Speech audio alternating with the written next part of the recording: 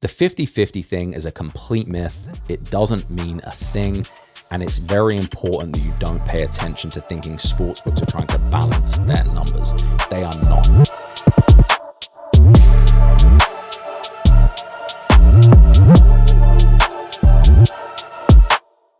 Hey, what's going on, guys? It is August Young here, Doc Sports, back with another video of this education series. And this time we're going to be talking about why sportsbooks move their lines and adjust their odds. And I promise it is not what most of you think. Now, there is this misconception and it drives me crazy. And we really need to all come together and understand this is not the way the sports marketplace works. And we're all going to be much better off if we understand it. And this, I would honestly say, this is one of the most valuable videos you will watch if you don't know how this works, because it will change your entire process and your mind on how this whole marketplace operates. Now, I always see the same thing. I keep seeing it time and time again. Sportsbooks move their lines to balance action. They want 50-50 on either side. This couldn't be further from the truth, and let me explain why. First of all, have you ever noticed that you've opened up an odds screen, let's say the NFL, and you want to find, you want to see a spread on a game. Now, have you noticed you won't see -1 somewhere on one team, -5 on that same team elsewhere? They're usually within a half point. That's about as good as it gets. The very rare occasion they might be a point off somewhere at a very recreational shop that's shading their line due to public action. But for the most part, the lines are all the same. Now, why is that? It's because they're not looking for 50-50 action. If that was the case, we would see books having different lines all over the place, but they're not. They're more in unison. And there's a very good reason for this. There is things known as market-making sportsbooks. These sportsbooks, there's only a handful of them, are books such as Circa in Las Vegas. Pinnacle is one of them. They have moved slightly over to the more traditional bookmaker side, but they're still a market-setting book, no doubt about it. Bettor, bookmaker. They have a credit shop known as Sports 411. These are the places that set the market. These set the market because they allow professional bettors such as myself to bet there. Now, the other places, let's say MGM, Caesars, or any of these sorts of spots, FanDuel, DraftKings specifically, actually, they don't like professional action. They actually don't let professionals bet there. If you are a winning sports bettor, you'll be banned at these spots. I can't walk into, let's say a William Hill and try and get down, $5,000 on a side. They won't let me do that. However, a losing sports bettor, they will allow to do that. They don't want 50-50 action, but what they do want is to know what the true line on a game should be, so to speak. There is another video where I talk about closing line value, and that's going to go hand in hand with this video. So I'm going to link that down in the description below. Be sure to watch that video alongside this. I would recommend maybe the closing line value video first, but it doesn't really matter. They'll coincide. Now, what happens? Places like Circa move their odds, right? Based on professional money, not based on balancing action. These sportsbooks have a ton of money behind them. They do not care about taking risk. They're not in the business of, for the most part, don't get me wrong, there are rare occasions, but we're talking about, the rule here and not the exception. They're in the business of making money. They're not in the business of hedging their bets and trying to eke out a little bit of profit on every game. For a few reasons. First of all, that is great in theory, but it's just not possible. You have public teams, let's say the Kansas City Chiefs. They're like a touchdown, a -7. If they were trying to balance 50-50 action, they almost couldn't get it. They would have to push that line crazy because 80 to 90% of the public money is going to come in on the Chiefs in that situation. Let's say at -7, they could move to -7.5, -8, -8.5, -9, and the money's just going to keep on coming. The average recreational bettor does not look at the Chiefs. They could open a line that should be -7 at -10, and the recreational bettor isn't going to know any better, and they're still going to lay the -10. But what will happen if they do that is pros will bet into the other side. Now, professional money shapes the market. The sports books raise limits once they get more comfortable with their number. So let me try and explain that in a basic way. Let's use that example. Kansas City Chiefs at home, -7 over the Detroit Lions, let's say. -7. All the money is coming in on Kansas City. All the public money is coming in on Kansas City. They're not moving the line yet. Their limits are maybe $2,000 when they open up this number at -7. Now, they're going to keep it there. Now, let's say a professional walks into Circa, a pro bettor, and they like Detroit at +7. What now might happen is they might move that line down to 6.5 because they respect that action. They don't care about the public action. They respect the professional action. So that line will move to 6.5. And now they might bump their limits from 2,000 to 5,000.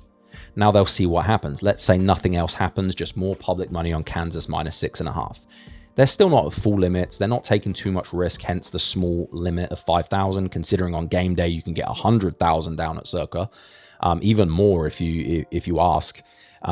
So, you know, they're not taking too much risk on here. They don't care about that public money that comes in 5 dimes here and there. And most public bettors, as you know, are not betting 5,000. They're probably betting $100, $200. They're just letting that accumulate up. Now, let's say a professional comes in, though, at the -6.5 on Kansas City now. They'll bump the line back to 7. And now they weigh up whose action was sharper.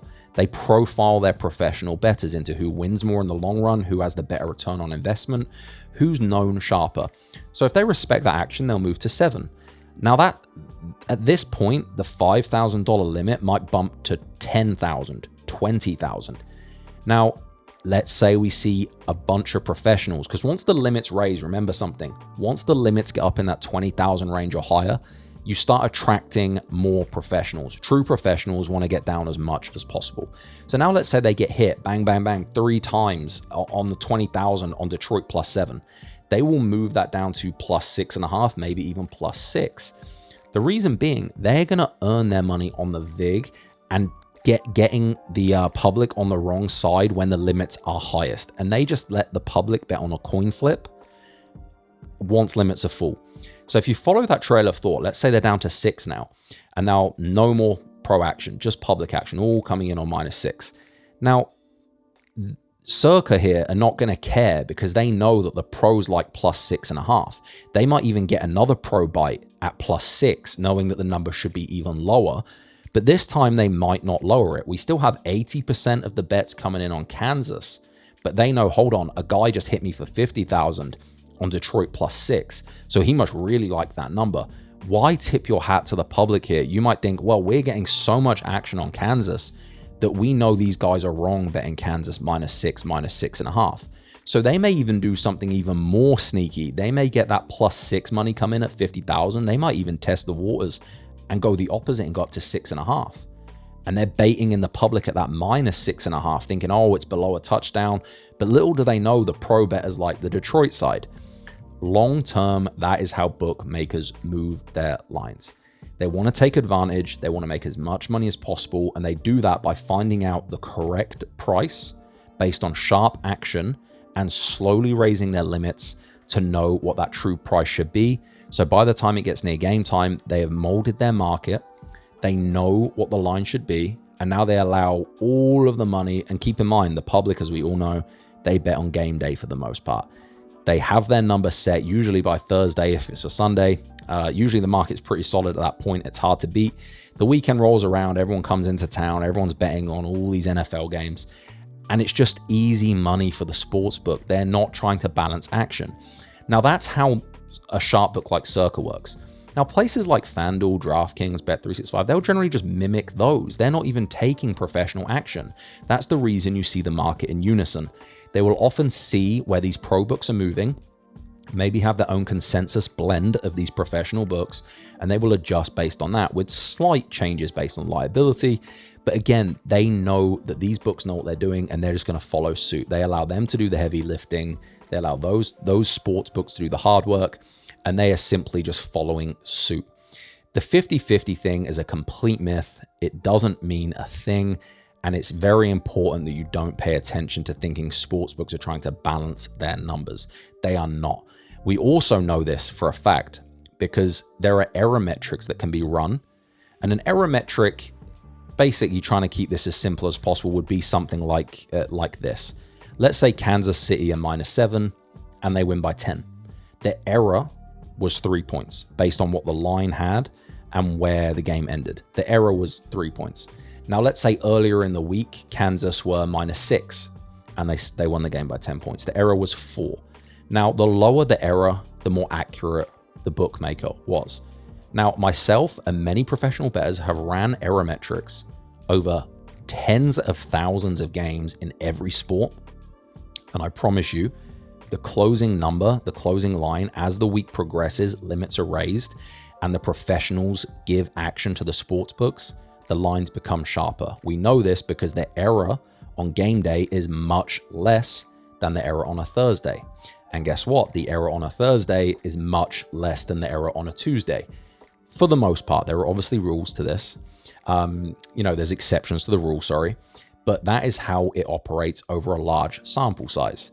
Sportsbooks tend towards efficiency, and then they want to pick up the lion's share of the money from recreational bettors, knowing information that the recreational bettor does not know. Now, that is simply how sportsbooks move their lines. Even if they could attempt the 50-50 in theory, it simply doesn't work. I'll explain why. As I just said, you can bet 100,000 at Circa on game day, sometimes more, and you can rebet as well. So what good is it if Circa spend all week trying to balance action? They have 50-50. They've got it exactly where they want it, apparently. And then an hour before kickoff, they get hit with 10 bets at 100K on the Kansas City Chiefs. That's now $1 million in liability. They no longer have even action. They don't have time to adjust. And even if they move the line, the steam chasers from the public that will jump on that side anyway. It's a little bit of logic here, guys. The 50-50 myth or balance in action is impossible. No matter how good in theory, it just does not work in today's sports betting world. Maybe a long time ago it did. Maybe small-time bookies try and balance action and they have wacky numbers. But for the most part, it's not how the market works. And that is the reason sportsbooks move their lines. It's either professional action, injury news. When it comes to totals as well, like weather information, you'll often notice if there's heavy winds or rain, there's no point in waiting for sharp action. They'll usually bring that number down if it becomes public knowledge, on a total, because that does affect scoring. And then they wait to see what happens. The sharps come in and support that, and they move the number down lower. The public essentially do nothing to the market. The only time they do is in huge events such as Conor McGregor, Floyd Mayweather. We saw that. Huge public money coming in on Conor McGregor and Floyd Mayweather. They had to adjust. They just couldn't risk something happening in that spot just because of the massive action. And the same goes for the Super Bowl. Often public money can adjust the Super Bowl line. But your average NFL game, your average NBA game, I would say apart from the very few events per year, we are not looking at even action at all. The sports books do not care about it. They know what the number should be, and they will take their own positions. That is the way sportsbooks move their lines and odds. And of course, if you have any questions on this, feel free to reach out to me on Twitter. I'm always open on there. You can DM me or you can publicly @ me at August Young Wins.